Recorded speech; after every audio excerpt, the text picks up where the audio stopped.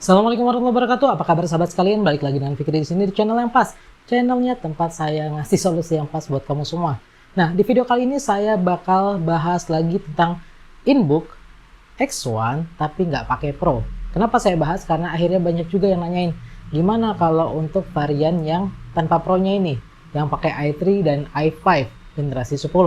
Oke, sebelum saya mulai pembahasannya, untuk teman-teman yang lagi dengerin, saya kasih tahu dulu, saya nggak pegang barangnya, saya nggak pegang produknya. Jadi kalau kamu yang berharap dapat videonya, gimana produknya dari jarak dekat, apa aja yang ada dalamnya, kayaknya di skip aja video ini. Tapi kalau kamu yang pengen tahu alasan saya merekomendasikan atau tidak merekomendasikan dan dari sudut pandang mana, dan kenapa saya bilang ini pas buat siapa dan nggak pas buat siapa, silakan tonton videonya. Oke, kita ngobrol dulu soal data. Jadi saya bakal buka datanya. Inbook X1 yang nggak pakai Pro ini ada dua varian. Yang pertama adalah i3 dan yang kedua i5, yang itu adalah di generasi 10. Sayangnya si Infinix ini nggak ngasih halaman dedicated, halaman khusus untuk Inbook X1 yang nggak pakai Pro. Jadi kalau kita langsung mengacu kepada website Infinix-nya, kita cuma dapat satu halaman, Inbook X1 Pro. Padahal kalau kita lihat di Instagram ya, Inbook X1 Pro adalah yang generasi pakai varian i7 Gen 10. Tapi kalau yang i3, i5 dibanderolnya 5 jutaan dan 8 jutaan, itu disebutnya Inbook X1 dan di sini nggak ada. Jadi kemarin saya agak bingung juga nyari speknya, tapi ternyata di bagian spek Inbook X1 Pro itu ada lagi keterangan mengenai prosesornya. Yang lucunya ini pakai i3 dan i5, padahal kita tahu X1 Pro nggak ada. Jadi mungkin untuk saran untuk teman-teman di Infinix, tolong dong dibuatin halaman khususnya, yang untuk Inbook X1. Jadi supaya customer tahu yang X1 Pro ini apa, yang X1 gimana.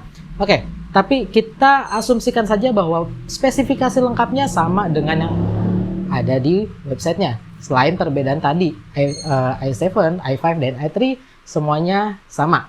Jadi karena di situ di satu halaman. Jadi kita bakal bahas dulu aja.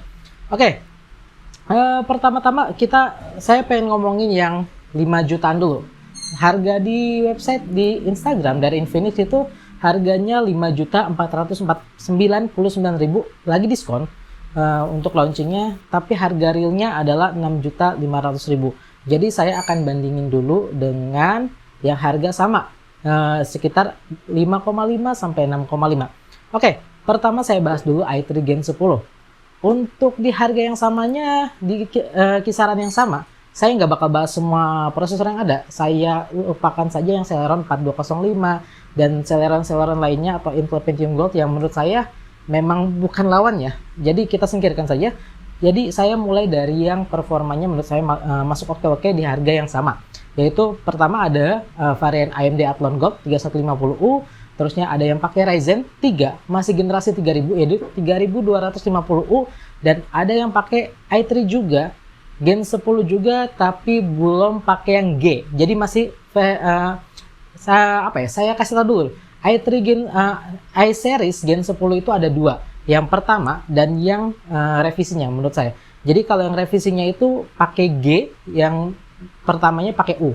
Nah, jadi ada juga yang pakai i3 series 10110U. Jadi masih pakai U, belum pakai G1. Dan biasanya memang perbedaannya cukup lumayan. Oke, kita ngomongin dari skor benchmarknya dulu aja. Untuk prosesor yang seri ini di rentang harga yang sama, jelas Inbook X1 yang nggak pakai Pro ini, yang i3 ini menang telak. Kenapa saya bilang menang telak? Oke, kita bahas dari Athlon 3150U. Athlon Gold 3150U itu kalau kita pakai Passmark, kita ngacu ke Passmark aja, dia CPU marknya sekitar 4392. Kalau yang Ryzen 3 3250U itu sebetulnya malah di bawah Athlon Gold. Ini rahasia ya. Ini rahasia yang banyak orang nggak tahu. Jadi banyak orang bilang, kenapa nggak Ryzen 3 aja? Kenapa saya selalu saranin Athlon Gold aja? Karena Athlon Gold ini walaupun sebetulnya clock speed-nya agak diturun dikit, tapi secara overall performance-nya masih di atas yang Ryzen 3-nya. Tapi ini rahasia. Oke, jadi yang Ryzen 3-nya cuma 4147. Gimana dengan i3-nya yang Gen 10 versi pertama? itu malah lebih parah lagi, di 4037 aja skor Fastmarknya. Tapi untuk yang i3 Gen 10 revisi ini, dia sudah dapat skor 5213. Jadi perbedaannya cukup signifikan. Paling nggak perbedaannya ada di angka 1000-an untuk skornya. Jadi overall performance-nya jelas lebih bagus gitu. Walaupun balik lagi kalau untuk VGA-nya ya masih Intel UHD standar, ya belum pakai Iris Plus malah. Kalau Pro itu pakai Iris Plus yang Inbox X1 Pro-nya. Kalau ini masih UHD standar. Tapi no problem lah ya, karena banyak yang lain juga masih pakai UHD. Ya, dan saya ngerasa mungkin untuk harga segini rata-rata lebih carinya office kan ya, bukan untuk performa gila-gilaan. Jadi dari skor performance untuk prosesornya sendiri dia udah menang lumayan telak dengan yang harganya sama. Kita ngomongin harganya sama. Terus kalau kita pakai asumsi speknya sama persis dengan apa yang ada di websitenya Infinix, misal dia sudah pakai full aluminium body, dia menangnya makin telak. Terusnya dia pakai IPS panelnya 16,9 Full HD 300 nits dan 100% sRGB, dia menang makin telak. Jadi untuk yang satu ini menangnya telaknya banyak nih. Terusnya kalau RAM-nya kita ngacu lagi ke untuk Infinix ya. Kita langsung ke Instagramnya Infinix aja. Inbox X1 itu RAM-nya berapa sih? Kalau sampai saat ini sih di sini kalau saya cek di Instagramnya nggak ada keterangan. Oh, RAM-nya ada. RAM-nya 8GB. RAM-nya 8GB dengan 256GB SSD. Jadi ini juga dia masih menang lumayan telak. Karena rata-rata yang di harga segitu 5-6 juta itu masih harganya ya masih variannya RAM-nya 4GB. Kecuali pakai yang Athlon Gold. Ada Lenovo pakai Athlon Gold sudah dapat 8GB di harga yang mirip-mirip. Cuma catatan saya kalau kamu ambil Lenovo Athlon Gold atau apapun itu yang pakai Athlon Gold atau AMD series 3020E, Athlon Silver 3050 dan Athlon Gold 3150, 8GB itu bakal dipotong 2GB buat VGA-nya. Jadi memori yang bisa kamu pakai, RAM yang kamu pakai efektif cuma bisa 6GB, nggak bisa 8GB. Jadi itu jadi catatan. Dan karena Inbox X1 ini pakainya Intel, dia nggak ada potongan kayak gitu. Jadi dia dapat 8GB. Terlepas ini onboard ada shadingnya atau enggak, saya masih belum tahu. Karena Infinix sama sekali belum ngasih keterangan. Dan belum ada yang kirimin saya unitnya untuk dibongkar dan dilihat dalamnya apa. So, ya, sementara kita pakai base standarnya aja. Dan kita ranknya sama-sama yang standarnya aja. 8GB dan 256GB SSD itu udah, it's good. Standar, tapi RAM-nya udah oke. Terusnya yang apa lagi? Kita cek lagi dari, dan itu udah NVMe ya, PCI Express SSD, baterainya, dan dia udah fast charging juga. Ini kalau kita ngomongnya sama. Untuk berat ya, saya udah bilang seperti sebelumnya, ringan banget enggak, tapi untuk itu udah ringan dan ringannya standar. Semua laptop entry level sekarang rata-rata beratnya segitu. Beda-beda 0,0 sekian gram ya nggak terlalu masalah. Tapi itu udah ringan. Nah, dibandingin laptop 2-3 tahun yang lalu ya, it's lightweight. Itu ringan. Apa lagi? Bluetooth-nya sudah, yang lain-lainnya ya. Apalagi, tambahan lagi, dia sudah pakai backlight chiclet keyboard. Jadi dia udah backlight keyboardnya. Di sini kamu bisa dapetin cuma untuk di harga-harga bawah, biasanya cuma ada di HP. Tapi permasalahannya, saya dengan segala rasa hormat dan tidak ingin menjelekkan HP, di mana garansi HP oke banget. Tapi HP di 6 juta ke bawah biasanya ngasih SSD-nya walaupun judulnya NVMe, biasanya kepentok di 500-800 MB/s. Jadi ini agak PR. Walaupun saya belum tahu Inbox X1 ini SSD-nya ngasih secepat apa. Tapi dengan segala yang tadi kelebihannya ya, Inbox X1 yang 5 jutaan ini menang telak sih gitu. Ya udah fast charging, udah ya intinya gitu.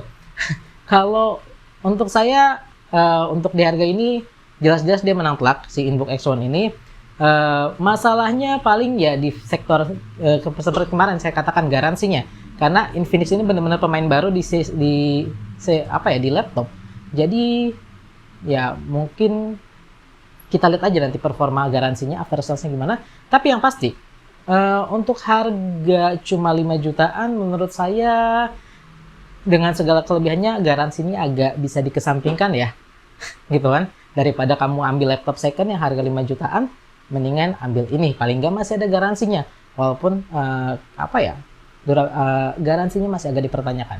Terus sambil karena udah ngomongin Inbook X1, saya mau ngomongin yang i5-nya. Kalau yang i5-nya gimana?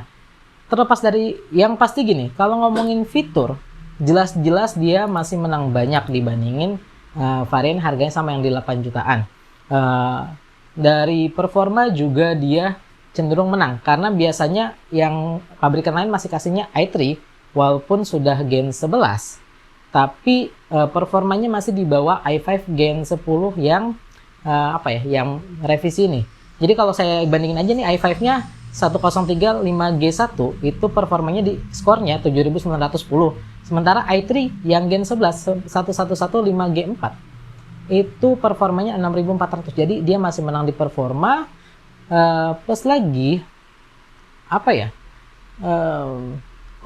paling tambahannya kalau untuk di harga ini kamu bisa agak selingkuh dikit lah, melipir dikit ke AMD Ryzen 5. Jadi ada juga yang kasih Ryzen 5 di 4500U.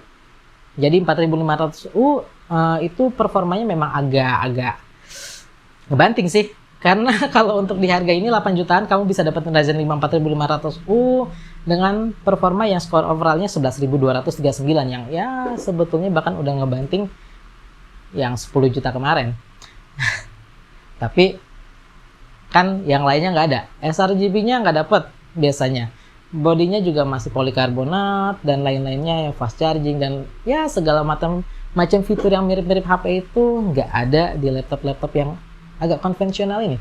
Jadi masih worth it, cuma memang untuk harga 8 jutaan itu saya mungkin agak masih mikir tadi dari after sales-nya, dan kedua mikir juga apakah harus nabung sedikit lagi untuk ambil misal i5 Gen 11 yang sudah pakai Iris Xe.